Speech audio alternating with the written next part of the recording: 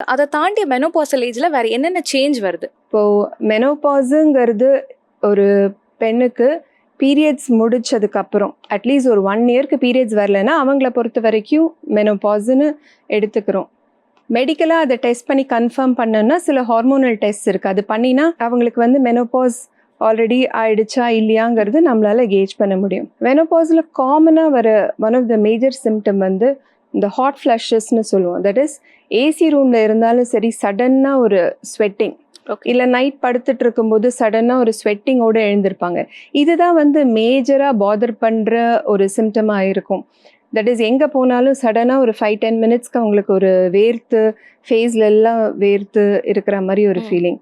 இந்த மாதிரி சிம்டம்ஸ் ரொம்ப ஃப்ரீக்வெண்ட்டாக இருந்ததுன்னா அதுக்கு டாக்டரை கன்சல்ட் பண்ணி ஹார்மோனல் ட்ரீட்மெண்ட் எடுத்துக்கலாம்.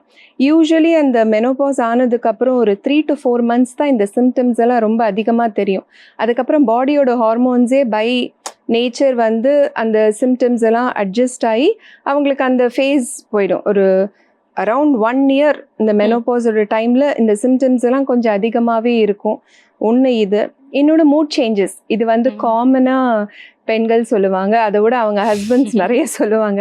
இந்த மாதிரி ரொம்ப கோவம் வருது, எதுக்கு எடுத்தாலும் வந்து இந்த நார்மலாக இருக்கிறத விட ஜாஸ்தி ரியாக்ட் பண்ணுறாங்க, இல்லை சடனாக அழறாங்க, இல்லை ஒரு மாதிரி டிப்ரெஸ்டாக இருக்காங்க. இது எல்லாமே அந்த மெனோபாசல் ஹார்மோனல் சேஞ்சஸ்.